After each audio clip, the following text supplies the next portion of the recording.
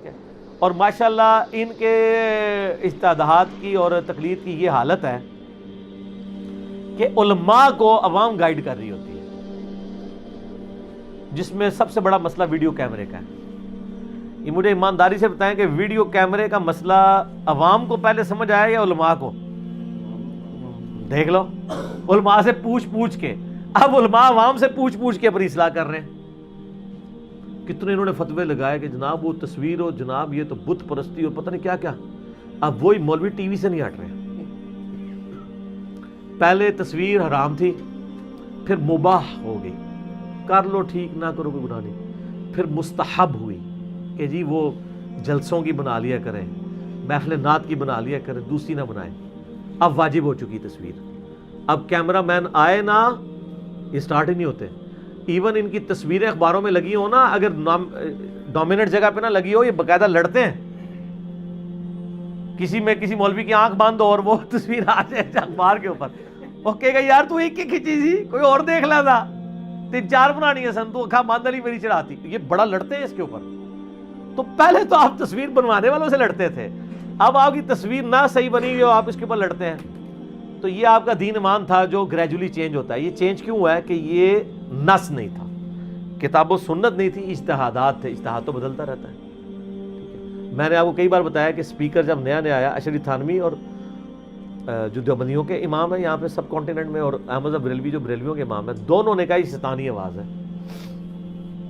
اپنی زندگی کے آخری وقت تک وہ اسپیکر میں نماز کے قائل نہیں تھے. اس لیے آپ دیکھیں رائے ونڈ میں آج بھی اسپیکر میں نماز نہیں ہوتی. رائے ونڈ کے اندر جتنی مسجدیں ہیں رائے ونڈ کے اندر، وہ اذان بھی اسپیکر میں نہیں دیتے، مسجد کے اندر اذان دیتے ہیں. مسجد کے اندر بھی مسجد کی باؤنڈری کے باہر جوتیوں والی جگہ پہ، کیونکہ فقہ حنفی کا یہ پیٹ مسئلہ ہے کہ مسجد کے اندر اذان دینا گناہ ہے، کیونکہ مسجد میں آپ آواز اونچی نہیں کر سکتے. مسجد کی یا تو چھت پہ جا کے اذان دیں یا باہر کھڑے ہو کے. اس لیے آپ جو پریکٹسنگ بریلوی دیوبندی ہیں نا، وہ آپ دیکھیں گے انہوں نے مسجد میں محراب والی سائڈ پہ آگے کر کے ایک چھوٹا سا کمرہ بنایا ہوتا ہے، اس کے اندر گھس کے اذان دیتے ہیں.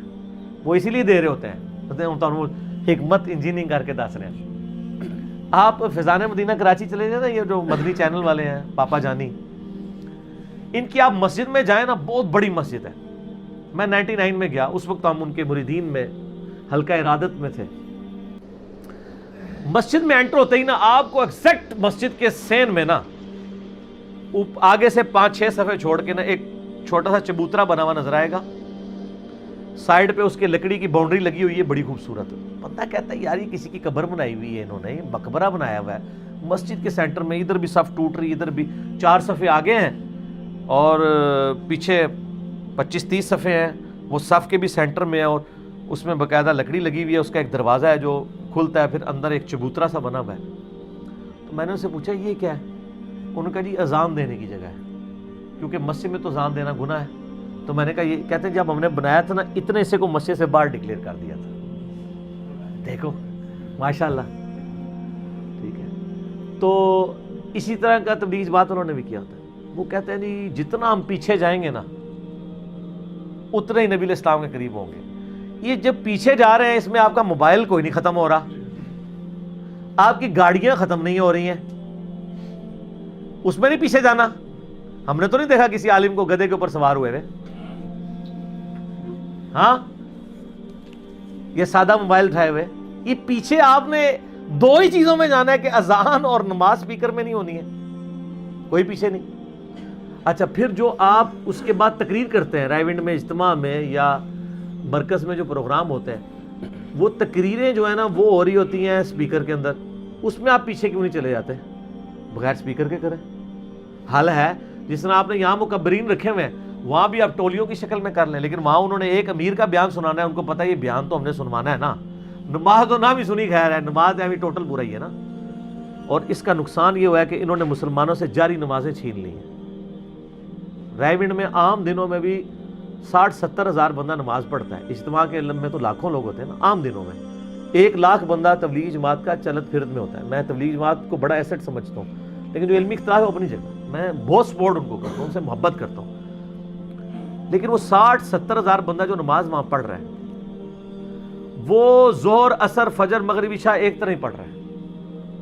اس کی وجہ ہے کہ جو پہلی 2 صفحے ہیں اس میں بھی جو قریب کے لوگ ہیں ان کو امام کی قرات کی آواز آتی ہے، پیچھے جو ہزاروں لوگ ہیں ان کے لیے تو ظہر اثر اور مغرب عشاء فجر برابر ہے، جاہری بھی سرن بنی ہوئی ہیں، اور وہ جو تکبیرات کا انتقال ہے مکبرین سے کرتے ہیں، ہر دوسری تیسری صف میں ایک بندہ اونچی آواز سے اللہ اکبر، اور صرف اللہ اکبر کہتا ہے، فاتحہ نہیں اونچی وہ پڑھتا، فاتحہ امام ہی خالی پڑھ رہا ہے، اور جیسے ہی نماز ختم ہوتی ہے اس کے بعد جب بیان شروع ہوتا ہے تو اسپیکر پہ آ جاتے ہیں، وہ شیطانی آواز رحمانی آواز بن جاتی ہے۔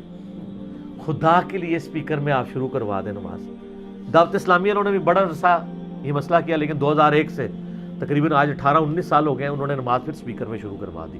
احمد صاحب بریلوی صاحب سے اختلاف کر لیا، ویڈیو کیمرے کو بھی انہوں نے انڈورس کر لیا، اور میں ان کو اس حوالے سے کریڈٹ دوں گا۔ پھر ریٹن میں انہوں نے اپنی توبہ کتابی شکل میں شائع کی ہے، یہ الیاس قادری صاحب کو بہت بڑا کریڈٹ جاتا ہے، اس لیے نہیں کہ وہ ہمارے پرانے بزرگ ہیں، اس لیے کہ میں اولو العلم قائما بالقسط ہوں۔